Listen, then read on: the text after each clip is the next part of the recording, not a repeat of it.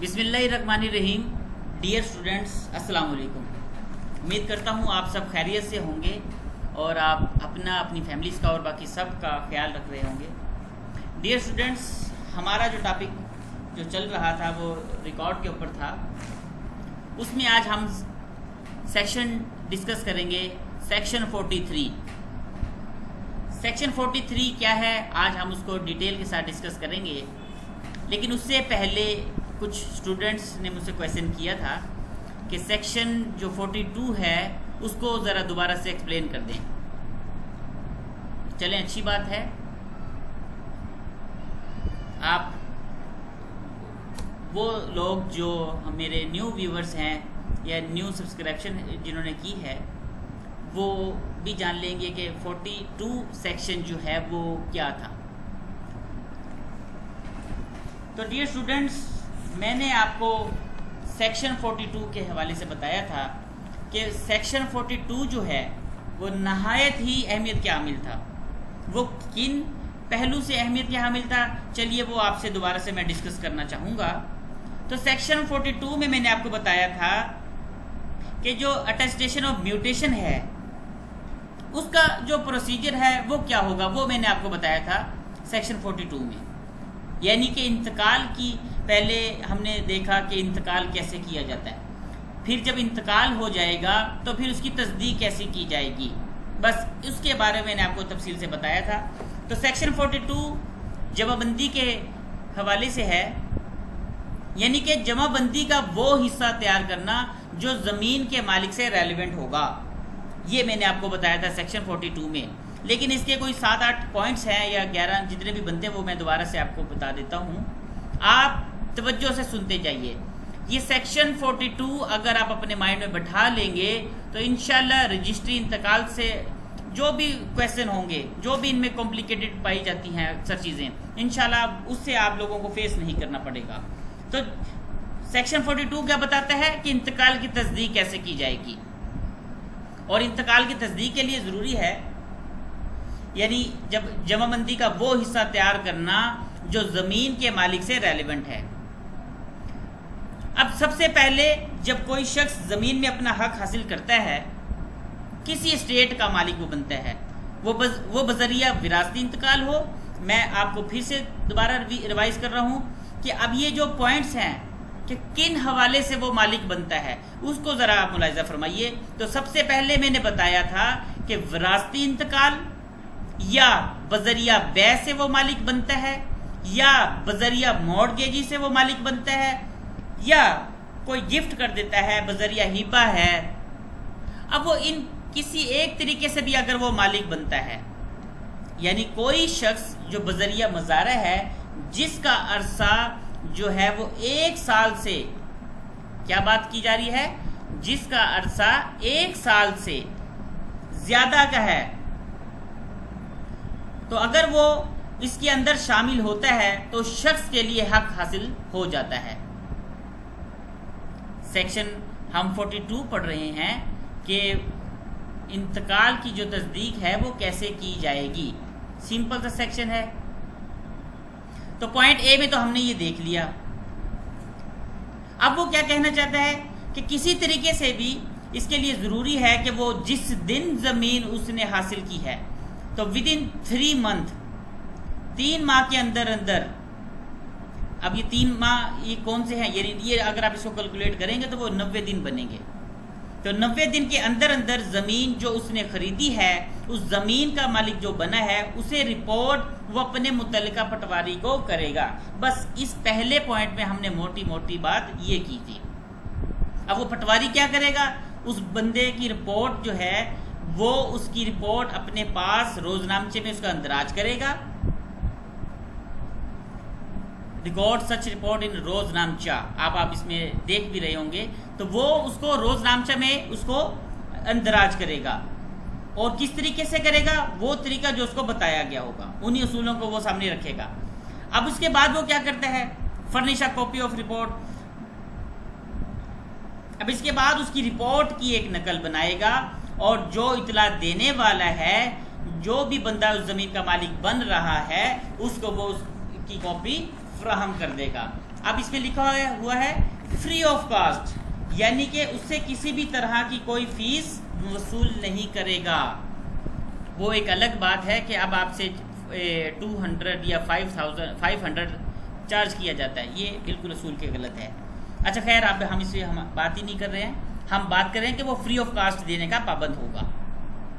اب اس کے بعد سی میں کیا کہتا ہے، اب ملاحظہ فرمائیے، اس کے بعد ایک نقل متعلقہ یونین ایڈمنسٹریٹر کا جو دفتر ہوگا اس کے اندر بھی وہ بھیجے گا، اور ایک ہفتے کے اندر یونین ایڈمنسٹریٹر جو دفتر کے اندر روز نامچے کے اندر ہے وہ بھی رپورٹ کی. یعنی آپ دوبارہ سے ملاحظہ فرمائیے کہ اگر وہ بغیر فیس کے اس کو وہ کاپی دے دیتا ہے، اس کے بعد وہ کیا کرے گا، اس کے بعد وہ متعلقہ یونین جو ہوگی اس کا جو ایڈمنسٹریشن ہوگا اس کے دفتر میں بھی وہ ایک کاپی بھیجے گا، اور ایک ہفتے کے اندر یونین ایڈمنسٹریشن جو ہوگی اس کے دفتر کے روز نامچے جو وہاں پہ موجود ہوتا ہے اس کی رپورٹ کی نقل اس کو بھیج دے گا.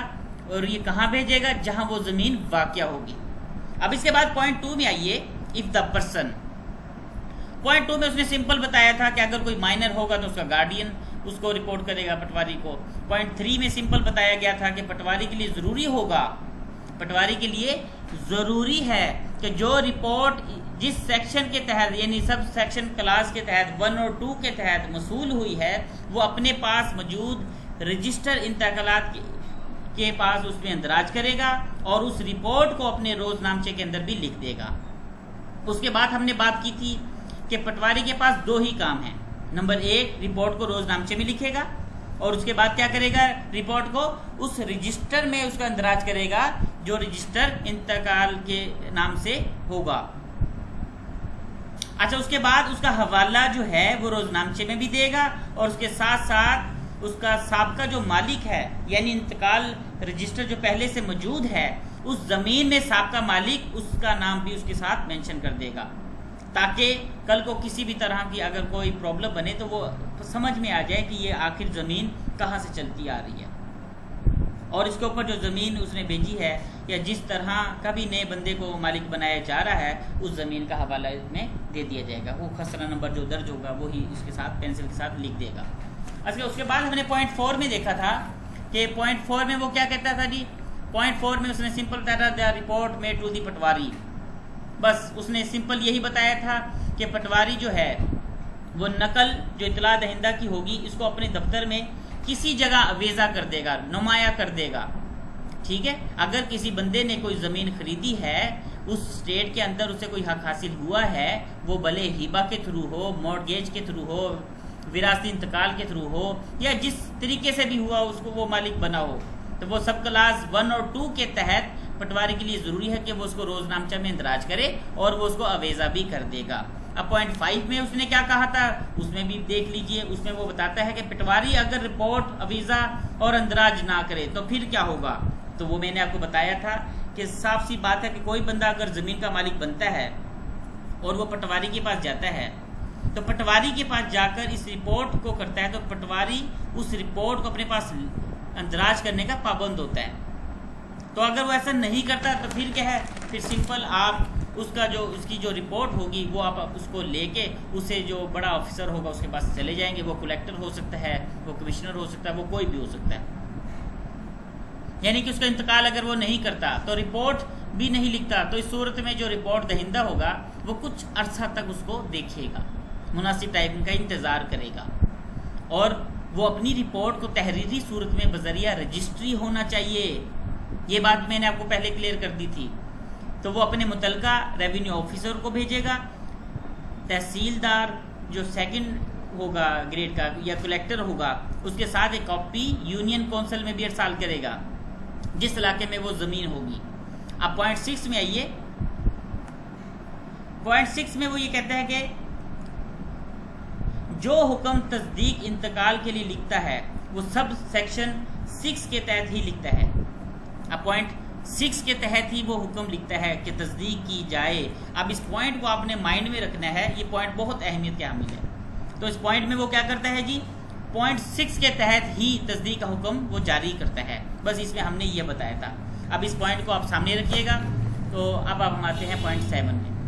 پوائنٹ 7 میں کیا بتایا تھا جی؟ اس میں 2 ہی باتیں بتائی گئی تھی کہ اسٹے کہ اگر کوئی مالک ہے وہ کسی بھی طریقے سے بنا ہے تو جو مالک بننے جا رہا ہے وہ ریونیو آفیسر کو یا پٹواری کے پاس اس کے پاس اس آرڈر کو اپنے پاس نوٹ کر لے گا، اس کے مطابق انتقال کو اندراج کروائے گا، اور پھر ریونیو آفیسر جو ہوگا تحصیلدار یا اس کے لیے ضروری ہے کہ وہ بغیر کسی انکوائری کے، یعنی کہ پوائنٹ 6 میں دیکھا کہ وہ پوائنٹ 6 کے تحت انتقال کی تصدیق کر دیتا ہے، اور اگر اس میں کسی بھی طرح کا ایرر آ جائے یا کوئی سوال ابھر کر سامنے آ جائے تو وہ روک دیتا ہے۔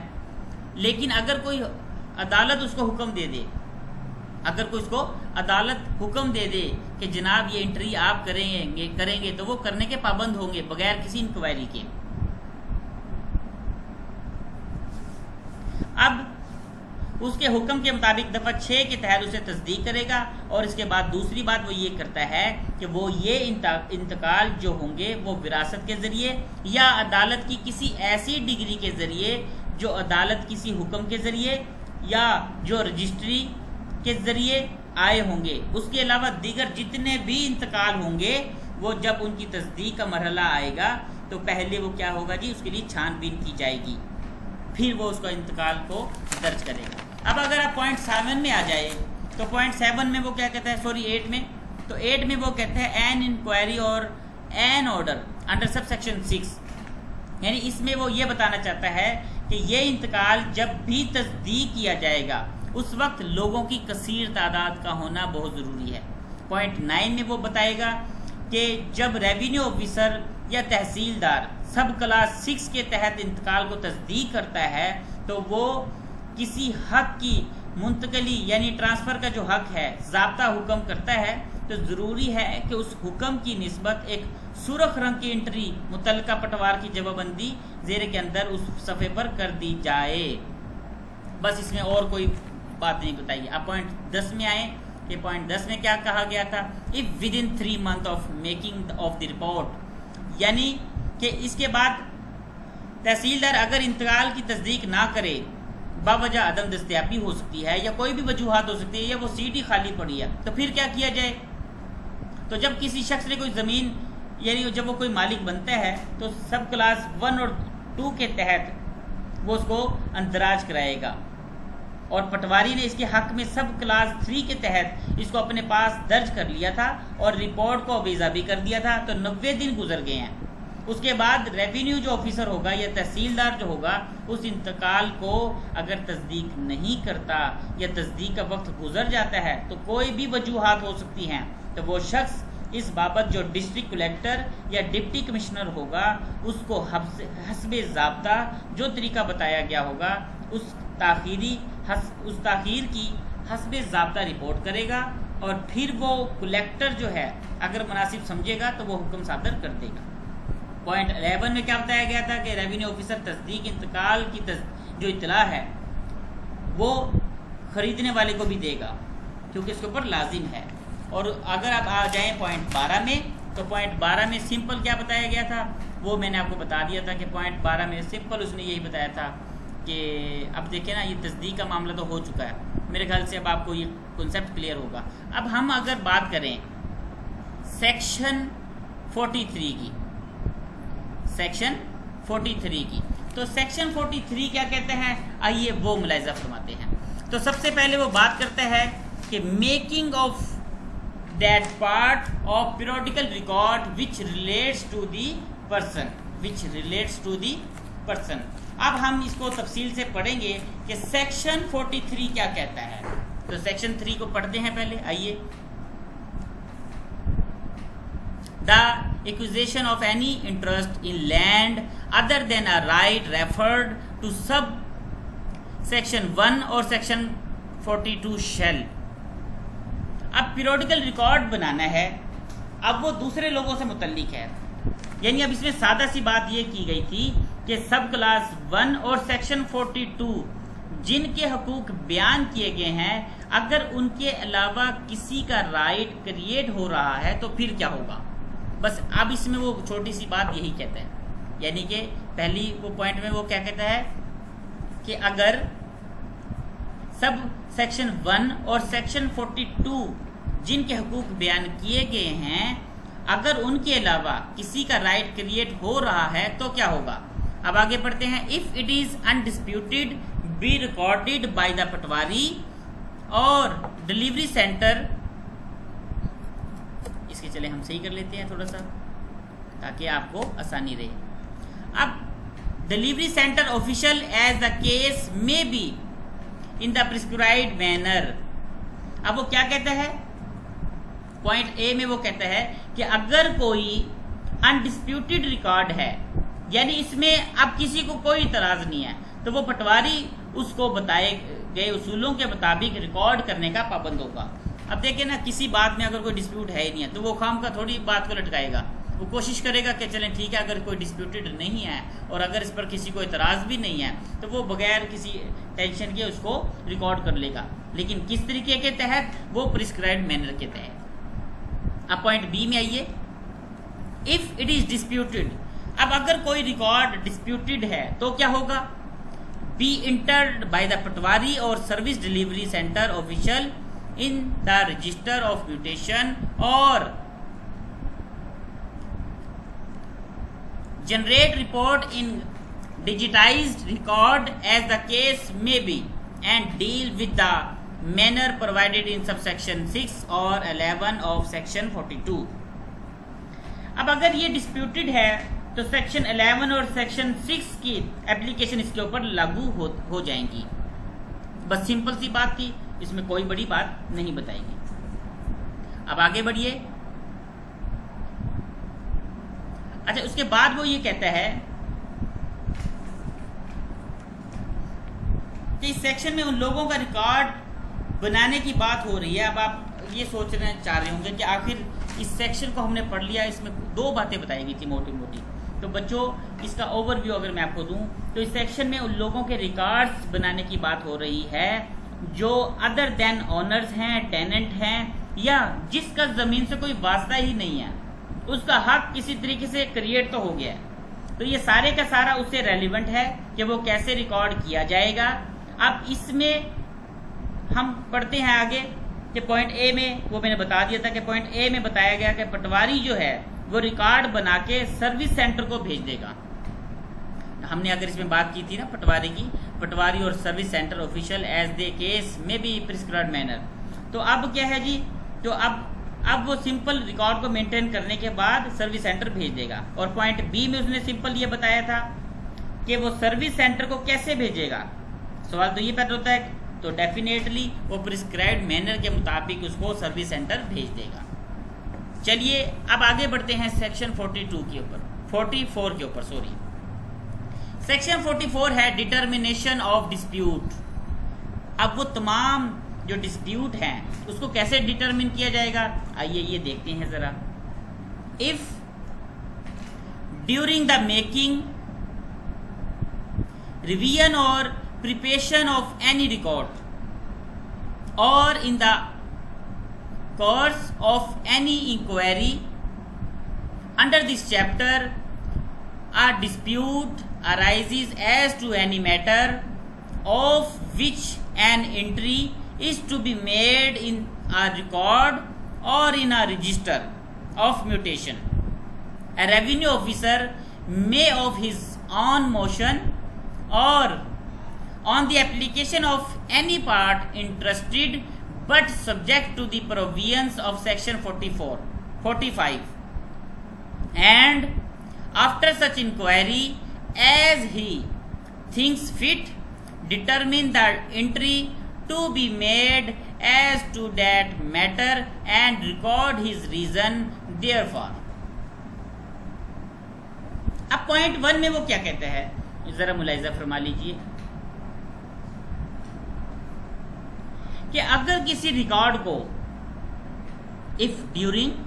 اگر کسی ریکارڈ کو تیار کرنے یا ریویژن کرتے وقت کوئی تنازع آ جائے تو وہ کیا طریقہ کار اپنائے گا یا وہ کیا کرے گا. سوال تو یہ پیدا ہوتا ہے کہ دیکھیں جی پہلے ہم کوئی ڈسپیوٹڈ کام کر رہے ہیں یا ہم نے بات کی کہ اگر کسی ریکارڈ کو تیار کرتے وقت یا ریویژن کرتے وقت کوئی تنازع آ جائے تو وہ کیا کرے گا؟ تو اس میں بس وہ یہی کہنا چاہتا ہے کہ اگر وہ یہ سمجھتا ہے کہ اس میں کسی بھی طرح کا کوئی مسئلہ ہے یا کوئی ڈسپیوٹ ہے تو وہ از خود یعنی کہ سوموٹو بھی لے سکتا ہے یا پارٹی کی درخواست پر وہ انکوائری ہیلڈ کر لے گا۔ پھر سے سمجھیے، سیکشن 44 جو ہے ڈٹرمنیشن آف ڈسپیوٹ ہے، یہ بڑا زبردست سیکشن ہے۔ اگر آپ اس کو اسی سینس کو سمجھ پائیں تو وہ یہ کہنا چاہتا ہے کہ اگر کوئی ریکارڈ کو تیار کرتے وقت یا ریویژن کرتے وقت کسی بھی طرح کا کوئی ڈسپیوٹ آ جاتا ہے تو وہ کیا کرے گا؟ تو اس میں سمپل سی بات وہ یہی بتانا چاہتا ہے یا یہی سمجھانا چاہتا ہے کہ اگر اس کو کوئی ڈسپیوٹ یا کسی بھی طرح کا کوئی تنازع آ جاتا ہے تو وہ از خود بھی یا پارٹی کی درخواست پر وہ انکوائری کو ہیلڈ کر لیتا ہے، جس طرح سیکشن 45 میں بتایا گیا ہے، اور اس انکوائری کے بعد اس انٹری کا فیصلہ کرے گا اس نے وہ ریکارڈ جو بنانا ہے، یعنی کہ اب اگر کسی بھی طرح کی کوئی تبدیلی کرنی ہے یا نہیں کرنی، یا اس انٹری کو چڑھانا ہے یا نہیں چڑھانا، آخر وہ کچھ تو کرے گا نا، تو وہ اس کی ریزن بھی ساتھ ساتھ بتائے گا ان تمام باتوں کی۔ اگر وہ تبدیلی کر رہا ہے، اگر وہ انٹری نہیں کر رہا ہے، وہ جو بھی وجوہات ہوں گی یا جو بھی بیس بنے گی وہ ان تمام باتوں کی وجوہات بھی ساتھ میں بتائے گا۔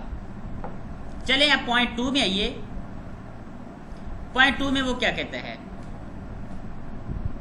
پوائنٹ 2 میں وہ یہ کہتا ہے کہ if any such dispute the revenue officer is unable to satisfy himself as to which of the parties thereto as in possession of any property to which the dispute relates he shall۔ اب point 2 میں وہ کیا کہتا ہے ذرا ملاحظہ فرمائیے کہ اگر وہ اپنے آپ کو سیٹسفائی نہیں کر پاتا یا اس پارٹی کے متعلق جس کے پاس قبضہ ہے اس پارٹی کا، تو پھر وہ کیا کرے گا؟ اب دیکھیے وہ کیا آگے بتاتا ہے۔ if پوائنٹ اے میں کہتا ہے if he not be below the rank of assistant collector of the first grade ascertained after an inquiry in which an opportunity shall be given to all parties to the dispute of being heard and adducing evidence in support of their claims, who is the person best entitled to property, and shall by written order direct that the person be put in possession thereof, and that entry in۔ اب وہ کیا کہنا چاہتا ہے؟ ذرا ملاحظہ فرمائے کہ پوائنٹ اے میں وہ کیا کہتا ہے۔ وہ پوائنٹ اے میں سمپل یہی بتانا چاہتا ہے کہ اب اگر جو اسسٹنٹ کلیکٹر ہے وہ اس سے کم درجے کا آفیسر نہیں ہونا چاہیے، یعنی اسسٹنٹ کلیکٹر ہے تو پھر آپ بھی سمجھدار ہیں، سمجھ لیں گے کہ وہ سارا کام ویسے ہی کرے گا جیسا کہ عدالت میں کیا جاتا ہے، ایز اٹ از ویسے ہی پرفارمنس دے گا۔ یعنی وہ سب سے پہلے کیا کرے گا؟ پارٹی کو ہیئرنگ کے لیے ایک موقع دے گا۔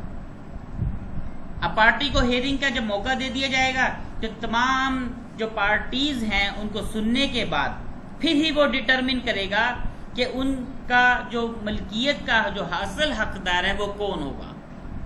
دیکھیں نا، ایک صاف سی بات ہے، کوئی پراپرٹی ہے یا کسی ریکارڈ میں کوئی ڈسپیوٹڈ میٹر ہے، کوئی ڈسپیوٹڈ بات آ جاتی ہے تو آپ اس کو ایسے تو نہیں نا وہ اندراج کر لے گا انٹری، ڈیفینیٹلی وہ اس ڈسپیوٹ کو پہلے ختم کرنے کی کوشش کرے گا۔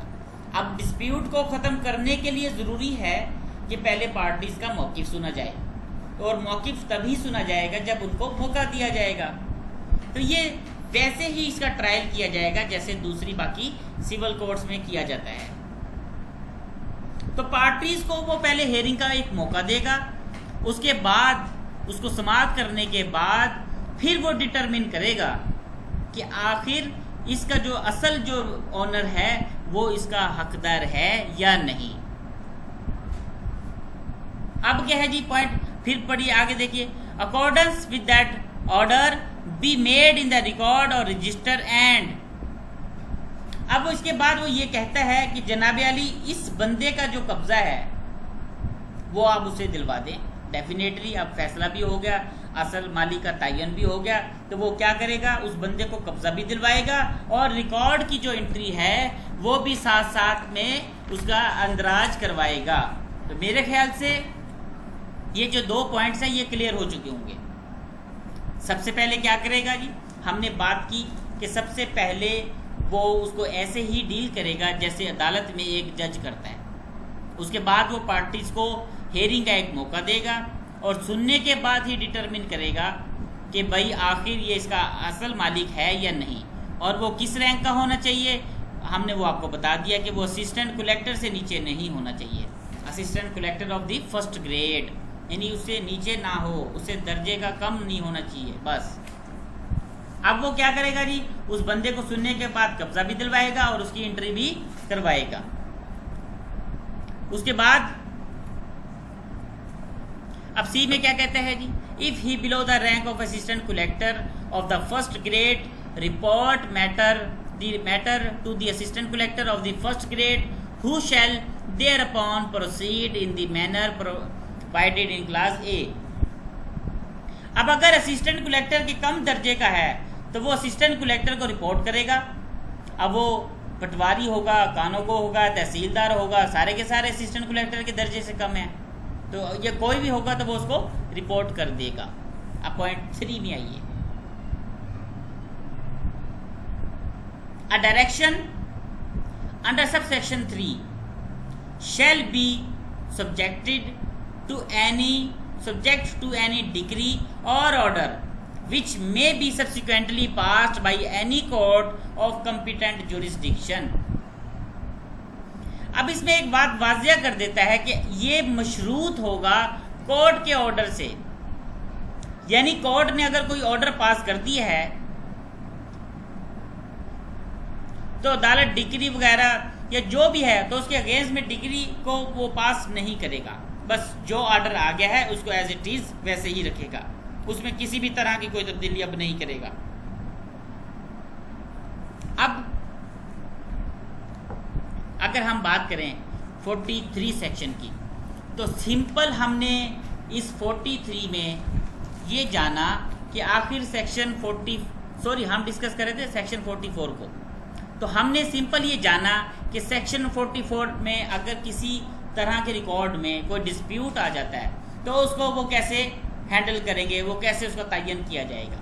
تو سب سے پہلے تو ہم نے یہ دیکھا کہ ریکارڈ کرتے وقت یا ریویژن کرتے وقت کوئی اگر ڈسپیوٹ پیدا ہو جاتا ہے تو وہ اس تنازع کو خود دیکھے گا، اس کی انکوائری خود کرے گا پہلے، اگر وہ خود نہیں کرتا تو وہ جو پارٹیز کی درخواست پر انکوائری ہیلڈ کر لے گا، جس طرح سیکشن 45 میں بتائی گئی ہے، اور اس انکوائری کے بعد اس انٹری کا فیصلہ کرے گا کہ آیا اس کو درج کرنا ہے یا نہیں۔ اب اگر اس کو درج کرتا ہے یا نہیں کرتا، وہ اس کی تمام تر وجوہات بھی اس کو وہ بتا دے گا۔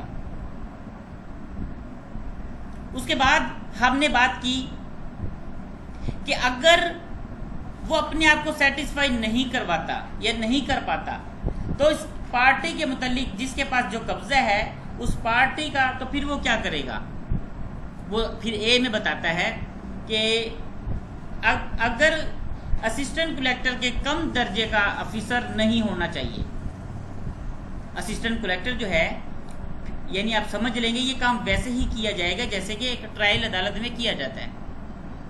اب ٹرائل کے لیے ضروری ہے کہ کوئی سماعت کے لیے، کوئی ہیئرنگ کے لیے ایک موقع دیا جانا بھی ضروری ہوتا ہے، تو وہ پارٹیز کو ایک موقع فراہم کرے گا اور اس کے بعد سننے کے بعد ہی ڈٹرمن کرے گا کہ آخر اب اس کا مالک کون ہے، اور اس کے بعد پھر اس کو قبضہ دلوا دے گا اور ریکارڈ کی جو انٹری ہوگی وہ اس میں اندراج کر لے گا۔ اس کے بعد ہم نے بتایا تھا کہ اسسٹنٹ کلیکٹر کم درجے کا اگر کوئی ہے، اب وہ کون سا ہو سکتا ہے، پٹواری ہو سکتا ہے، کانوگو ہو سکتا ہے، تحصیلدار ہو سکتا ہے، وہ کوئی بھی، یعنی کہ یہ سب کے سب جو ہیں وہ اسسٹنٹ کلیکٹر کے درجے سے نیچے ہیں، تو کیا کرے گا جی، وہ ڈیفینیٹلی رپورٹ کرے گا۔ اور اس کے بعد ہم نے کہا تھا پوائنٹ 3 میں کہ ایک بات واضح ہے کہ یہ مشروط ہوگا کورٹ کے آرڈر کے ساتھ، یعنی کورٹ کے آرڈر اگر وہ پاس کر دیتی ہے لیکن یہ پھر بھی مشروط ہوگا کہ کوئی اور عدالت ڈگری وغیرہ اس کے اگینسٹ ڈگری پاس نہیں کی جائے گی. تو یہ تھا سیکشن 44. امید کرتا ہوں آپ اس کو اچھے سے سمجھ پائیں گے.